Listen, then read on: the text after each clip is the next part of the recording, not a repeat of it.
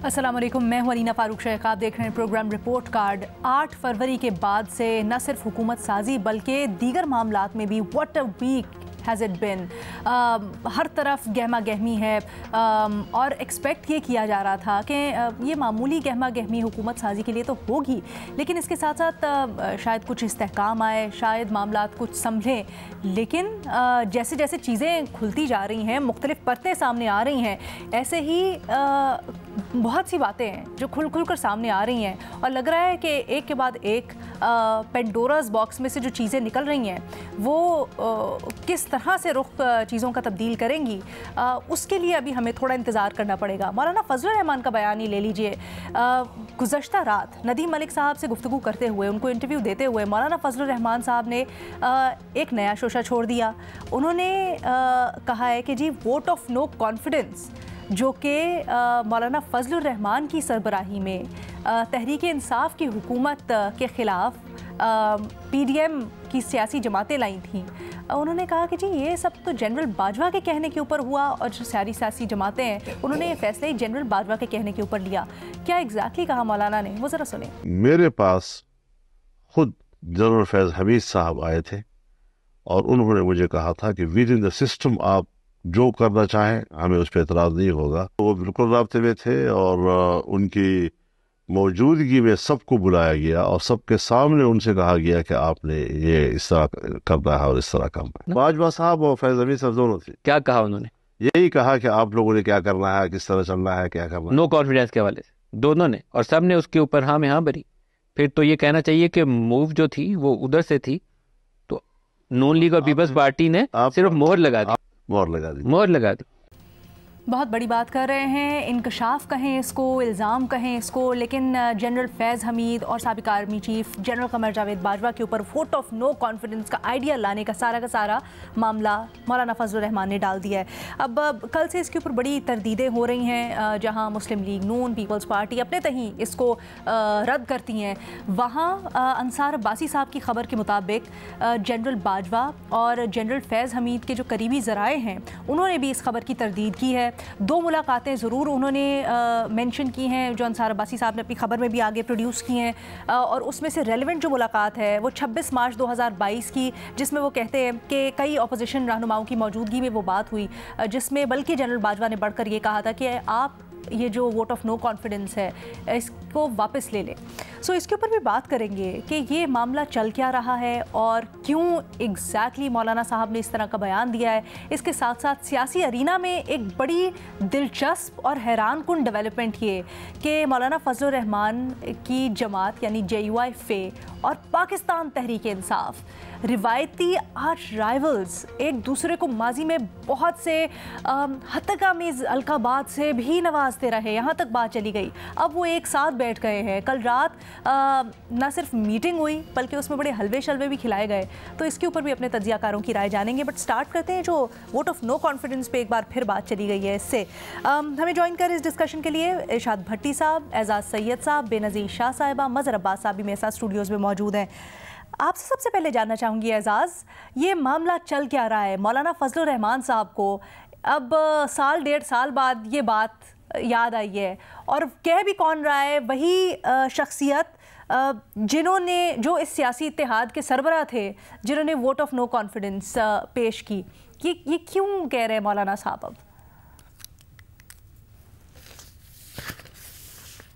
साहब आपको याद हो कि अक्टूबर 2019 में एक धरना, एहतजाजी धरना लेकर आए थे इस्लामाबाद में, और यहाँ पर कश्मीर हाईवे के ऊपर उन्होंने एहतजाजी धरना दिया था। काफ़ी दिन यहाँ पर बैठे रहे थे।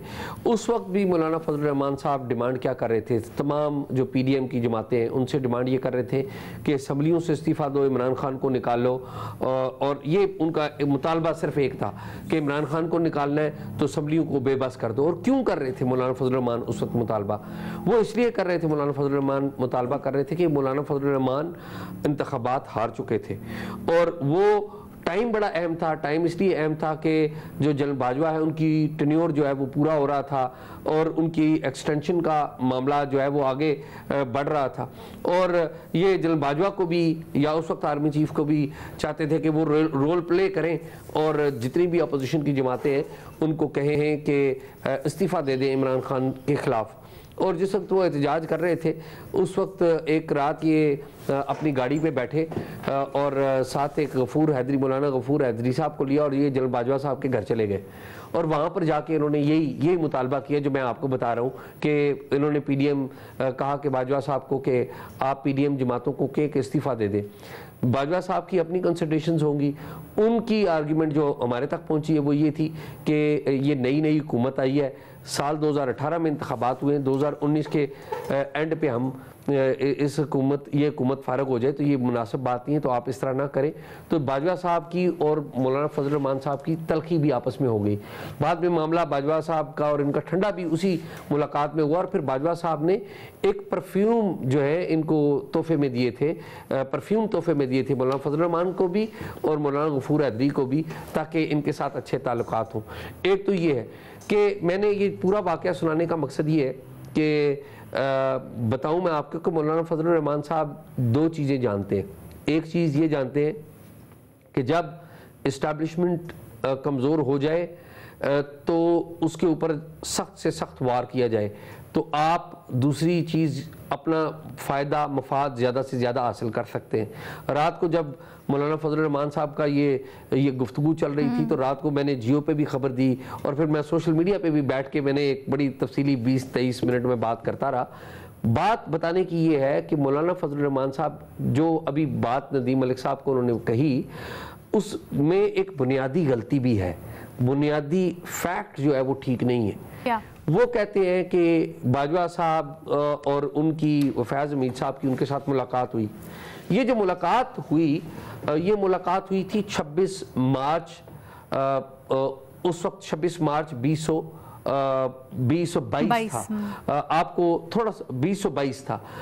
आपको याद मैं बैकग्राउंड करवा दूं कि 6 अक्टूबर 2021 को जो इमरान खान साहब हैं इन्होंने जनरल फैज़ हमीद साहब की जो समरी थी पोस्टिंग की पेशावर कोर कमांडर वो रोक ली थी और उसके ऊपर एक तनाज़ा पैदा हुआ था और फिर ये तनाज़ा थोड़ा सा प्रोलॉन्ग किया था और 20 नवंबर को नदीम अंजुम साहब DGISI बन गए थे और 20 नवंबर को जब वो DGISI बन गए थे तो ये जो तरीके अदम एतमाद आई है इसकी इनिशिएट ये होती है, जो गुफ्तगू शुरू हुई है सबसे पहले आसिफ अली जरदारी साहब ने बयान दिया था दिसंबर के एंड में, और दिसंबर के एंड में जब बयान दिया था फिर ये फरवरी में मैच्योर होती है और मैच्योर होकर पार्लियामेंट में जाती है, पार्लियामेंट के सेक्रेटेरिएट में जाती है।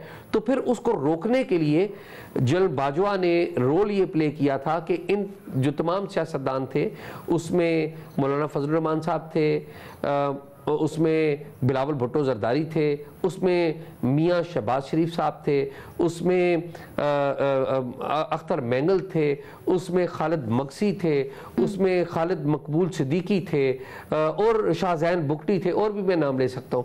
इन तमाम लोगों को दावत दी थी और इन तमाम लोगों को दावत दे के ये यहाँ पर मारगला रोड पे ISI का एक मैस है वहाँ पर बुलाया था। तो ये उस मीटिंग का कह रहे हैं कि जी ये इन्होंने हमें कहा था। और एक्चुअल बात क्या थी? एक्चुअल बात ये थी कि उसमें बाजवा साहब वो पैगाम लेके आए थे इमरान खान साहब की तरफ से, और पैगाम क्या था? पैगाम ये था कि आप तरीके अदम एतमाद दायर ना करें। अच्छा, इसके एवज इमरान खान साहब अपने ओहदे से इस्तीफ़ा दे देंगे और ओहदे से इस्तीफ़ा दे देंगे तो साथ ही साथ क्या होगा कि वो नए इंतखाबात का भी ऐलान कर देंगे। ये वहाँ पर तजवीज़ मौलाना साहब को और बाकी लीडर्स को दी थी। तो दो बंदों ने वहाँ पर एहतजाज किया था।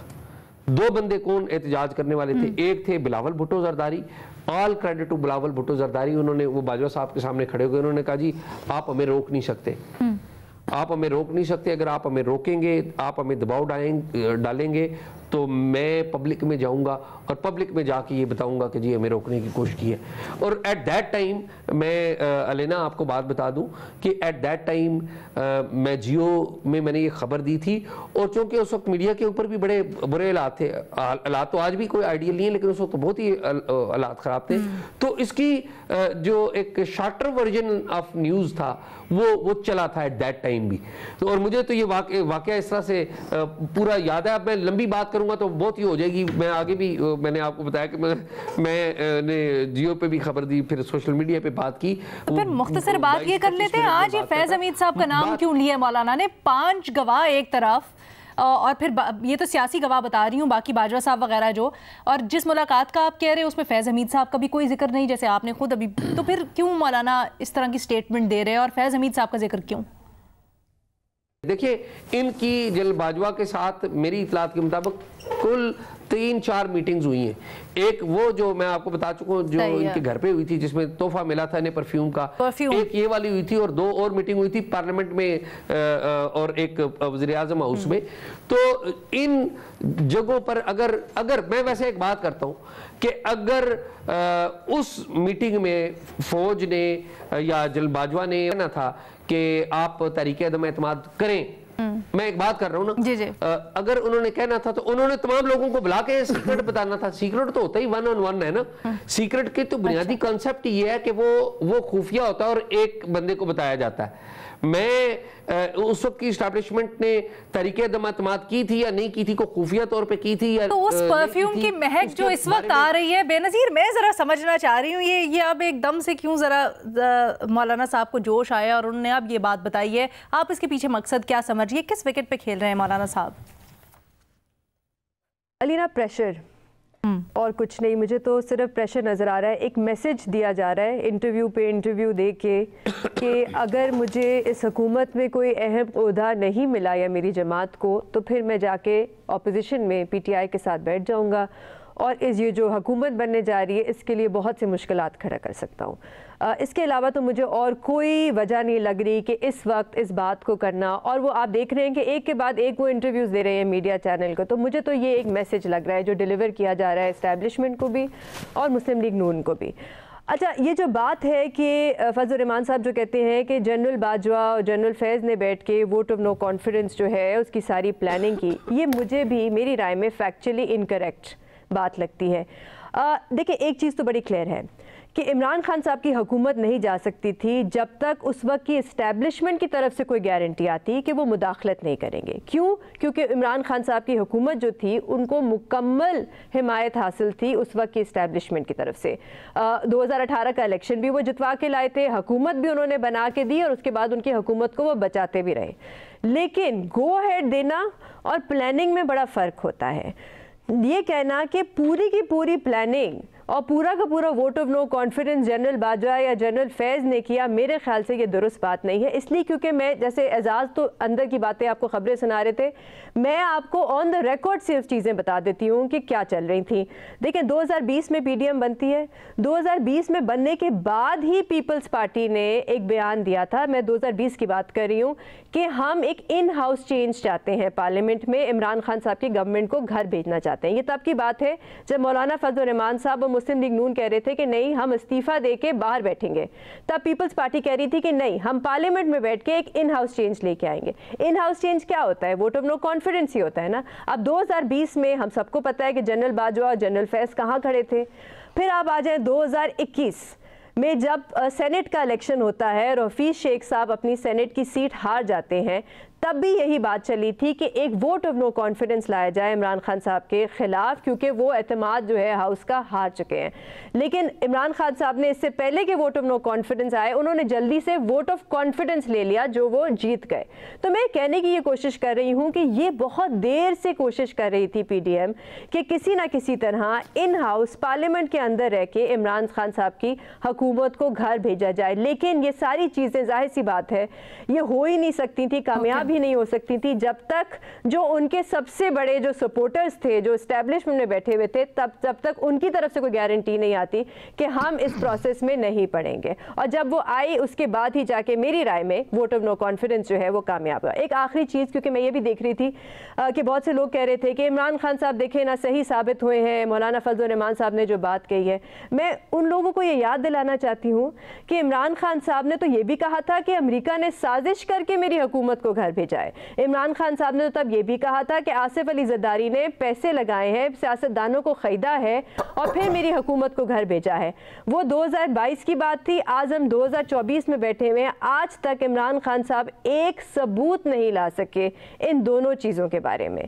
तो जहाँ तक मैं फिर से कहूँगी, मौलाना फजल रहमान साहब ये क्यों बात कर रहे हैं जो मेरी राय में फैक्चुअली इनकरेक्ट है, वो सिर्फ और सिर्फ प्रेशर डालना चाह रहे हैं। उनको कोई ख़ास हमदर्दी नहीं है पीटीआई के साथ, वो सिर्फ चाह रहे हैं कि प्रेशर डाले और मुझे कोई ना कोई अच्छी पोजीशन मिल जाए। फैक्चुअली इनकरेक्ट बात से प्रेशर कैसे बिल्डअप होगा? ऑल्सो ये जो अंसार अब्बासी साहब की खबर है जिसमें जनरल बाजवा, जनरल फैज़ हमीद के जो करीबी ज़राए हैं उन्होंने चैलेंज भी किया है मौलाना फजल रहमान को कि हल्फन बयान दे, क्या ऐसा भी हो सकता है? एक छोटी सी ब्रेक के बाद।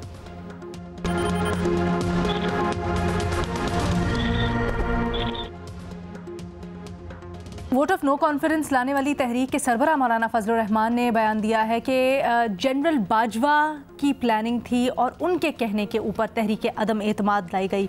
इरशाद भट्टी साहब, आप क्या वजह समझते हैं मौलाना फजल रहमान के इस वक्त इस बयान की? और ये भी कहिएगा, क्या वाकई में मौलाना फजल रहमान इस बारे में हल्फन बयान दे सकते हैं? मैडम शेख, बात शुरू करने से पहले ये बता दूं कि मौलाना साहब टके टोकरी कर चुके हैं साबका इस्टेब्लिशमेंट को भी और पीडीएम की रही सही साख को भी। आप सोशल मीडिया पे चले जाएं, अल्लाह हक है, अनल हक के नारे लग रहे हैं। क्यों? इसलिए कि पीडीएम के सरबराह कह रहे हैं कि रिजीम चेंज वाली थ्योरी में जान है ये। और ये मौलाना साहब अपने साथ, अपने साथियों के साथ, साबका इस्टेब्लिशमेंट के साथ जो हाथ कर गए हैं, वो अब ये डंट कभी नहीं हटेगा। खा आप पूरे के पूरे वाइट पेपर छाप दें और सारी हकीकतें सामने ले आए, अब ये चलते ही जाएगा। और आप सोशल मीडिया देखती हैं जो हो रहा है, लेकिन इसमें हकीकत है क्या? और ये भी बताता जी नहीं, मैं अब उसी पे आ रहा हूँ। नहीं, मैं उसी पे आ रहा हूँ। दूसरी बात के जो एजाज की सारी बातों को सेकंड करते हुए, एक वही मीटिंग जिसमें जन बाजवा ने आके कहा था कि अदम एतमाद ना लाएं, उसमें बिलावल भुट्टो भी बोले थे और खालिद मक्सी साहब भी बोले थे, बाकी कोई नहीं बोले थे, बाकी सारे चुप थे। और परफ्यूम इसलिए नहीं दिया था, परफ्यूम दिया था, मुझे कंपनी का भी पता है, लेकिन कंपनी की मशहूरी नहीं चाहता। तो परफ्यूम इसलिए नहीं दिया था कि मौलाना साहब से खुशबू नहीं आ रही थी।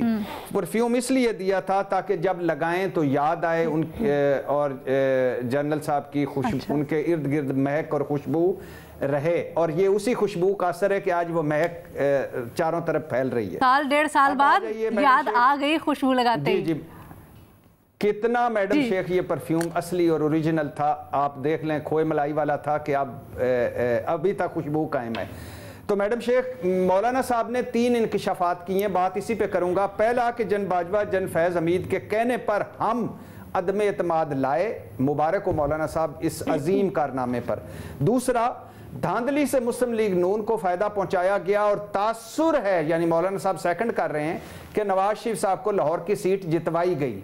तीसरा ये कि जो एक थ्योरी है जो हम सुन रहे हैं कि अगर इमरान खान साहब पेशावर से लॉन्ग मार्च ना लाते और लॉन्ग मार्च ना करते तो शहबाज हुकूमत मुस्ताफ़ी होने को तैयार थी और तकरीर लिखी जा चुकी थी। मौलाना साहब ने कहा कि कोई ऐसी बात नहीं, मेरे इल्म में कोई ऐसी बात नहीं। ये 3 बड़े हैं। और चौथा, हाँ, एक और जो कि मैं ज़रूर चाहूँगा कि प्लीज़ खुदा के लिए इसका कोई किसी फोरम पर मौलाना से जवाब लें, सबूत मांगे। मौलाना साहब ने कहा है कि धांधली हुई है, धांधली करवाई गई है और धांधली करवाने के लिए करवा कर करोड़ों और अरबों रुपए कमाए गए हैं। और जिन इदारों पर और लोगों पर उन्होंने नाम तरफ इशारा किया है वो बड़ा संगीन है। तो लिहाजा बात आपकी इस मीटिंग पे आने से पहले मैं ये ज़रूर कहना चाहूँगा कि अगर मौलाना साहब सबूत नहीं देते तो इनसे सबूत लिए जाएं, किसी फोरम, कोई फोरम बनाकर, कोई कमीशन बनाकर, कोई चीज बनाकर मौलाना साहब को बुलाया जाए और इनसे सबूत मांगे जाएं। अब आपको पता है जन बाजवा और जन फैज़ हमीद दोनों कह चुके हैं कि इससे ये झूठ है और ये गलत बयानी है। जन फैज़ हमीद ये कह चुके हैं कि मैं तब तक कोर कमांडर पेशावर यानी पेशावर जा चुका था और किसी ऐसी मीटिंग में नहीं गया।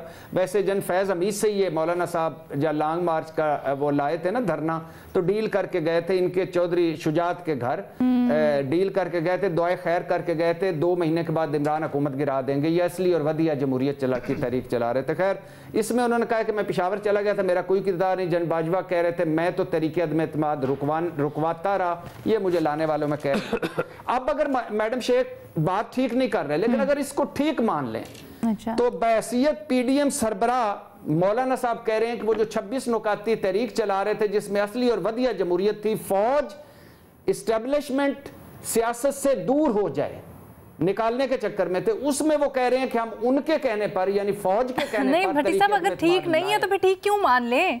आप खुद ही कह रहे हैं शुरू आपने इस चीज से किया। मौलाना साहब से पूछ रहा हूँ, सवाल पूछ रहा हूँ मौलाना साहब से, मैं सवाल पूछ अच्छा। सवाल पूछ रहा हूँ, सही नहीं है, मैं इसके हक में बिल्कुल आप ठीक कह रही हैं।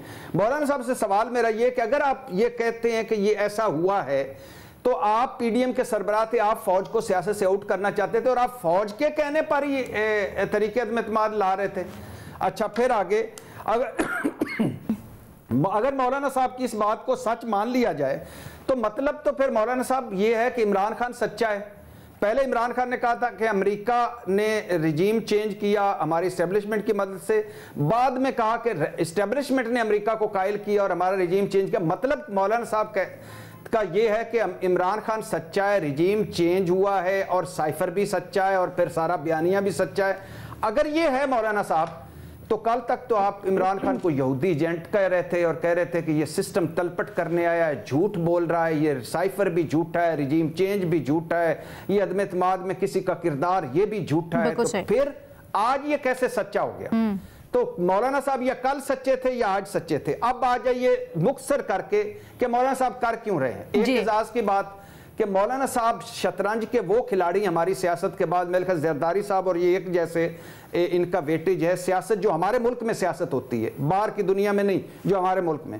मौलाना साहब बड़ी खूबसूरती से आप देखिए 2-4 सीटें थी, बलूचिस्तान के अलावा बिल्कुल गायब हो चुके थे, केपी से क्लीन स्वीप हो चुका था, फारिग हो चुके थे, इररेलिवेंट हो चुके थे, सारे आपस में मिल रहे थे। अचानक मौलाना साहब ने एंट्री मारी और सारों तरफ अब सारे पीछे चले गए, मौलाना साहब रेलिवेंट है। एक इस्टेब्लिशमेंट और हुकूमत और सब पर दबाव डालने के लिए एक रंज भी है कि जब बहती गंगा बह नहीं थी तो मुझे भी स्नान करवा देते, कोई 10-15 सीटें मेरी भी हो जाती। दूसरा दबाव डालना। अच्छा। दबाव क्यों डालना? अपना वजन बढ़ाना, दबाव डालना क्यों? खुद को रेलिवेंट रखना क्यों? दबाव, प्रेशर, रेलिवेंट क्यों? नहीं वैसे तो फिर क्या हमारे मुल्क में सियासत यही रह गई है कि जैसे मेरे तीनों एनालिस्ट अभी तक यही कह रहे हैं कि झूठ है, मौलाना साहब ने जो कहा है। एक जुमला, सिर्फ एक जुमला, मैडम शेख एक जुमला। बलूचिस्तान की वजारत आला सदर बनना पुरानी ख्वाहिश है, मरकज और केपी में 2 आईनी ओहदे हैं, उन पर नजर है। ये है सिर्फ टोटल। मैं एक ऐड कर दूं, सिर्फ एक ऐड कर दूं। अलीना देखिए, जो अपोजिशन जमातों के जो 3 बड़े खिलाड़ी थे, एक थे मियां मोहम्मद नवाज शरीफ, जो कि सियासत में इसलिए आए थे कि वो अपनी लेगेसी अपनी बेटी के हवाले कर दें। उन्होंने वजीर आजम तो नहीं बने, लेकिन बेटी उनकी वजीर आला पंजाब बन रही है। दूसरे थे आसफ अली जरदारी, वो सियासत में आए थे और उनकी भी ख्वाहिश थी कि उनका बेटा वजीर आजम बने। वो वजीर आजम नहीं बन सका, लेकिन उसका एक रोल है, एक प्रोमिनेंट किरदार है बिलावल भुट्टो जरदारी का। तीसरे थे मौलाना फजलुर रहमान। मौलाना फजलुर रहमान का भी ये इलेक्शन अपने लिए कम था, उनकी लेगेसी के लिए ज्यादा था। उनके जो बेटे हैं वो इंतखाबात हार गए हैं और ये रंज जो है ना मौलाना फजलुर रहमान को, ये बहुत ज्यादा रंज है। और मौलाना फजलुर रहमान ये रमज समझते हैं इस्टेब्लिशमेंट की कि जब इस्टेब्लिशमेंट कमजोर हो तो भरपूर तरीके से वार करो, भरपूर तरीके से उनको और कमजोर करो और इस दौरान एक ऐसी अरेंजमेंट करो, ऐसी डील करो कि ज्यादा से ज्यादा गेन कर सको। तो ये जो लेकिन सर ये जो बेसिकली ठीक है एजाज आपका पॉइंट आ गया, अपने बेटे के सियासी मुस्तकबिल के लिए लड़ रहे थे। लेकिन इस जो सियासी मुस्तकबिल है मौलाना ने इस बयान से, क्योंकि इसके ऊपर कमोबेश यही राय आ रही है हर तरफ से कि जो मुलाकात हुई वो इस पस मंज़र में नहीं थी, वो इस तनाजुर में नहीं थी और मौलाना साहब का बयान झूठा है। जब इतनी गवाहियाँ हैं मौलाना साहब के खिलाफ, तो मौलाना साहब ने सर्विस की है अपने लिए, अपनी सियासत के लिए, या डिसर्विस की है? देखिए तो मौलाना जाने, लेकिन एक ट्रुथ कमीशन बना दें उस ट्रुथ कमीशन में जनरल बाजवा को भी बुलाया जाए, जनरल फैज़ को भी बुलाया जाए और मौलाना को भी बुलाया जाए और जितने प्लेयर्स उस मुलाकात में थे उन सबको बुलाया जाए। और अगर कोई किसी के पास कोई एविडेंस है, कोई ऑडियो है, कोई वीडियो है, क्योंकि इसके तो चर्चे बहुत रहते हैं, अगर वो है तो वो प्लेस की जाए, लोगों को सच तो पता चले कि हुआ क्या था। पहली चीज़ ये कि मौलाना जो कह रहे हैं सच है या झूठ है पता नहीं, जनरल बाजवा के ज़राए जो कह रहे हैं या फैज़ साहब के ज़राए जो कह रहे हैं वो सच है या झूठ है, हम में से किसी को नहीं पता। सबके अपने अपने दावे हैं, लिहाजा उस दावों में कौन सच्चा है उसके लिए जब तक आप कोई प्रॉपर कमीशन नहीं बनाएंगे नहीं पता चलेगा। इसी तरह स्पेकुलेशन और हवा में बातें होती रहेंगी। असल चीज़ ये, पहली बात ये कि क्या जनरल फैज़ या जनरल बाजवा को ये राइट था कि इस तरह की पॉलिटिकल मैनूवरिंग करें वोट ऑफ कॉन्फिडेंस के हक में या उसके खिलाफ? आपका तो कोई ताल्लुक होना ही नहीं चाहिए पॉलिटिक्स से, तो आप ये सब कुछ क्यों कर रहे थे? दूसरी बात यह कि इसमें जाहिर है इमरान खान भी एक प्लेयर है, इमरान खान को भी बुलाया जाए उस कमीशन में। अगर और फिर उस कमीशन का सिर्फ यही नहीं हो कि ये जाने कि सच क्या है, ये भी बताएं कि क्या किसका सियासत में मुदाखलत की ज़रूरत है या नहीं है। पॉलिटिकल लीडर्स या पाकिस्तान की पॉलिटिक अब शेयर मार्केट हो गई है, शेयर बढ़ जाते हैं, शेयर कम कर दिए जाते हैं, चाहे वो मौलाना फजल रहमान हो, XYZ हो। आज भी देखें ना, एक दिलचस्प सूरत हाल है इस वक्त पाकिस्तान में कि जो जीता है वो भी कह रहा है धांधली हुई है, जो हारा है वो भी कह रहा है धांधली हुई है। सही। और हर तरफ जलसे जुलूस मुजाहरे धरने हो रहे हैं, लेकिन ये किसी को नहीं पता। तो मेरा ख्याल में पाकिस्तान के पूरे सिस्टम पर बड़ा सवालिया निशान है, जिसमें पाकिस्तान की सियासी जमातें भी जिम्मेदार हैं, सियासी लीडर्स भी, और वो भी जिम्मेदार हैं जो हर बार मुदाखलत करते हैं। इतनी बार कहा कि भाई आपका सियासत से कोई ताल्लुक नहीं होना चाहिए, खुदा के लिए सियासतदानों को अपने मसाइल खुद हलने दें। इस पर बहुत ज़्यादा आपके लिए बहुत बेहतर है कि अगर आप अपने आप को पॉलिटिक्स से दूर रखें। इन इलेक्शन पर जो सवालिया निशान है उसके भी बहुत से सवालात उठते हैं और उस तरफ जाते हैं। लिहाजा इन चीज़ों पर मैं तो समझता हूँ कि एक फुल फ्लैज ट्रुथ कमीशन बनना चाहिए और सबको ये लिख के देना चाहिए कि ट्रुथ कमीशन में जो फाइंडिंग्स होंगी वो सबको माननी पड़ेंगी, उसके ऊपर अमल करेंगे। ठीक है जी, लेकिन सियासी अरीना में अगर आप मुझे ऐड करना चाहूंगे, ठीक है बेनज़ीर, मुख्तसर है तो फिर अभी कर लेते हैं वरना ब्रेक के बाद चलें। बिल्कुल कर लें। बिल्कुल एक छोटी सी चीज़ जब मैं ये पढ़ रही थी कि जनरल बाजवा और जनरल फैज़ ने कहा है कि वो हल्फ पे ये बात करना चाहते हैं, तो मुझे हंसी भी आ रही थी, क्योंकि एक और भी हल्फ था जो उन्होंने उठाया था और उसके साथ क्या हुआ, कितना उस पर उन्होंने अमल किया वो तो हम सबको पता है। वो खुद कह चुके हैं कि फरवरी 2021 के बाद से हमने सियासत में मुदाखलत नहीं की। तो अब मुझे नहीं पता इस हल्फ की क्या इफेक्टिवनेस होगी, किस वाले हल्फ को माने, उसको हल्फ को माने जो पहले लिया था, या फिर अब जिस जो हल्फ लेने की बातें कर रहे हैं उसको माने। ये छोटी छोटी बातें तो होती रहती हैं। एक और बड़ी छोटी सी बात हुई है जी, JUIFA और PTI मिलकर बैठने की बातें कर रहे हैं, आगे बढ़ने की बातें कर रहे हैं एक साथ। क्या हो रहा है इस छोटी सी बात का, एक छोटी सी ब्रेक के बाद।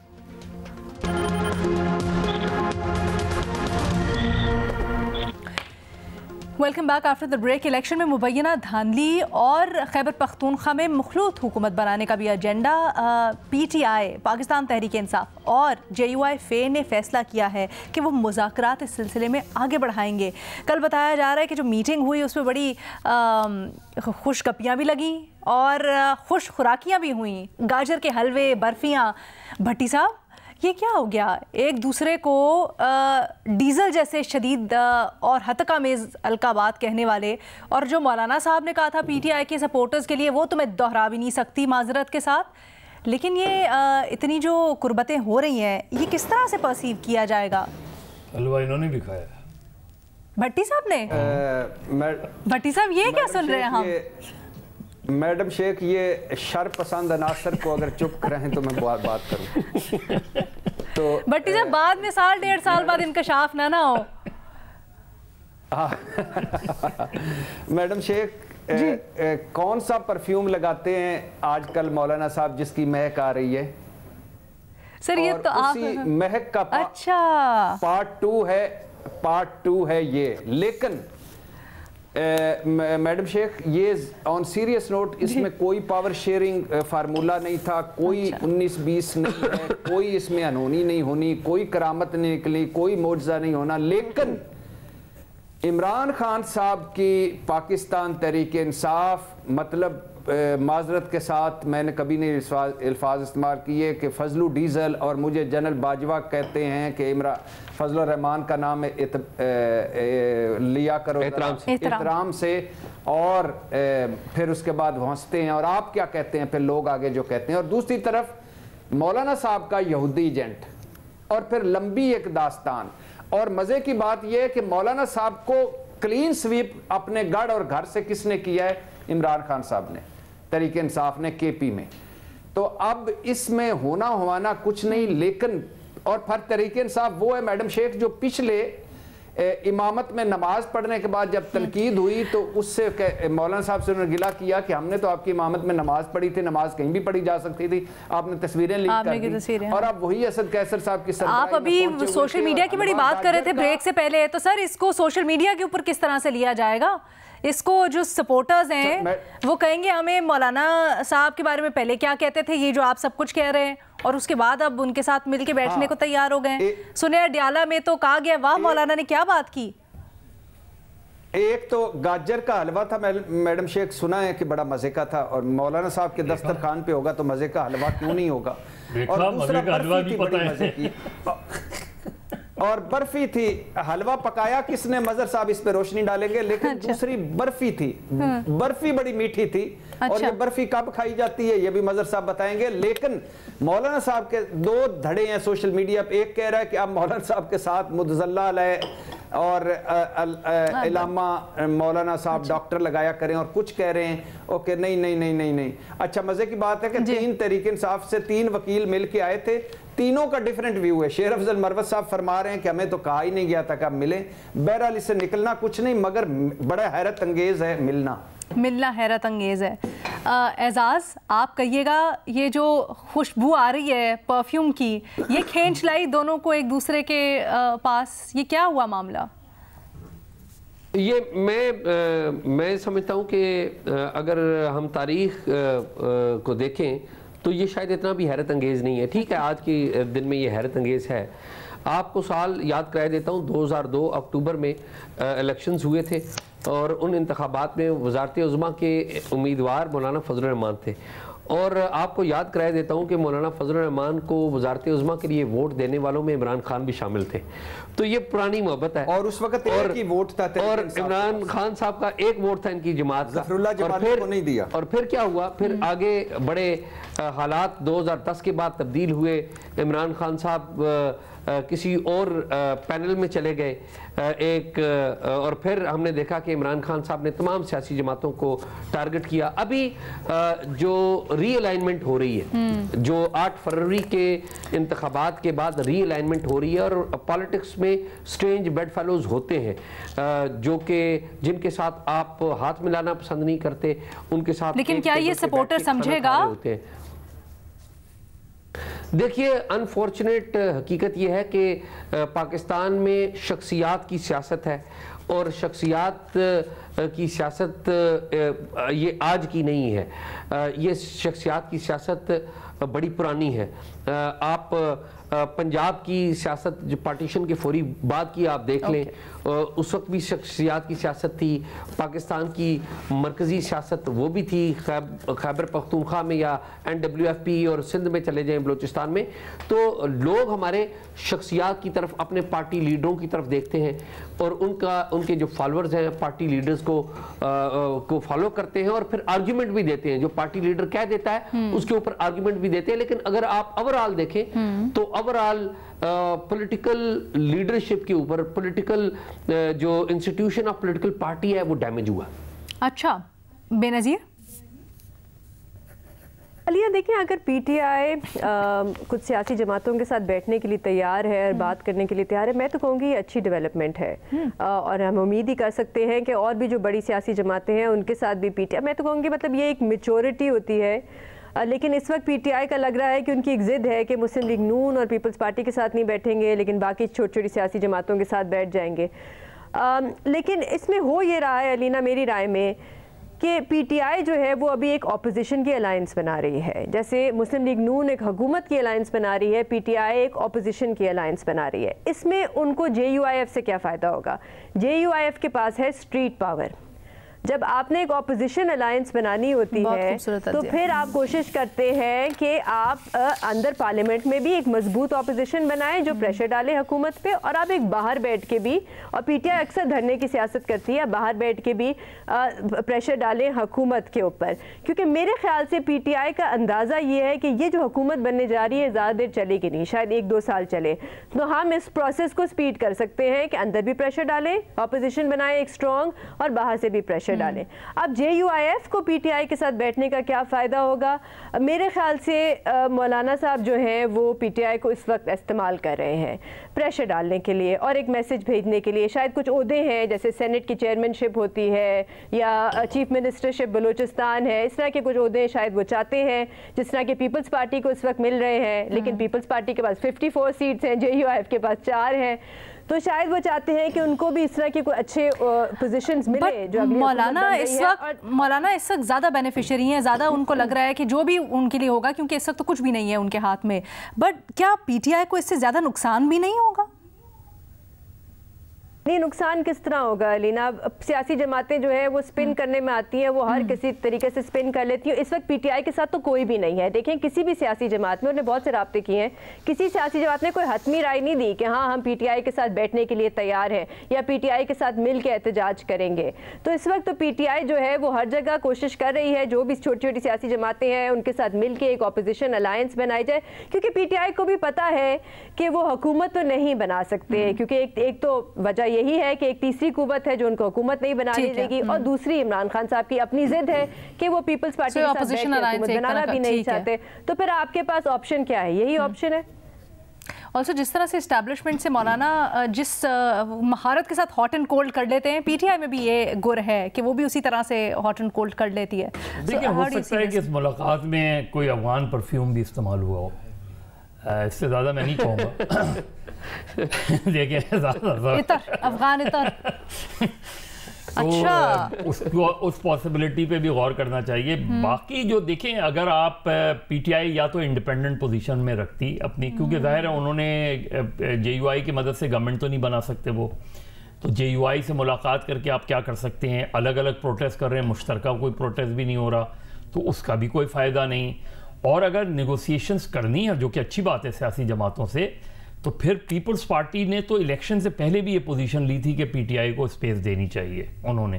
तो जो आपकी पहली नेगोशिएशंस बनती थी, पॉलिटिकल वर्किंग रिलेशनशिप, ये नहीं कि पावर शेयरिंग, वर्किंग रिलेशनशिप की पहली अगर आपको नेगोशिएशन बनती थी तो पीपल्स पार्टी से बनती थी।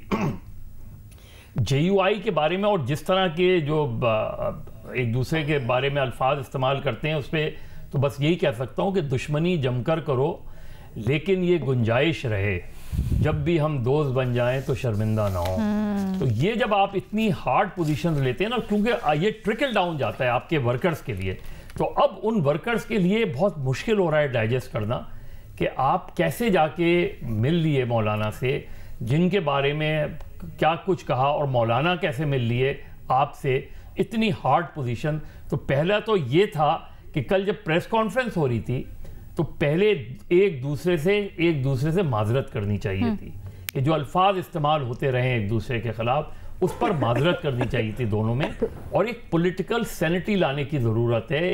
एक कुछ एथिक्स होते हैं कि आप शदीद इख्तलाफ करें, आप बिल्कुल इख्तलाफ करें, अगर आप किसी पे करप्शन का इल्ज़ाम लगा रहे हैं बिल्कुल लगाएं, किसी पर और इल्ज़ाम लगा रहे हैं बिल्कुल लगाएं, लेकिन जब आप पर्सनैलिटी की कैरेक्टर असैसिनेशन शुरू करते हैं, आप कोई अलकाब इस्तेमाल करना शुरू करते हैं, तो फिर उसके बाद जब आप मुलाकात करते हैं तो आपके वर्कर का ये राइट होता है फिर आपसे पूछना कि भाई कल तक जो अब आप ये कह रहे थे तो आज ये कैसे चेंज ऑफ हार्ट हो गया, कल तक जो यहूदी एजेंट था आज कैसे उससे मुलाकात हो गई, कल तक जो मौलाना डीजल कहा जाता था आज कैसे उसके घर पे आप जाके, ये वो सवालात हैं जो पॉलिटिकल वर्कर के जहन में रहते हैं और इसका जवाब लीडरशिप को देना चाहिए।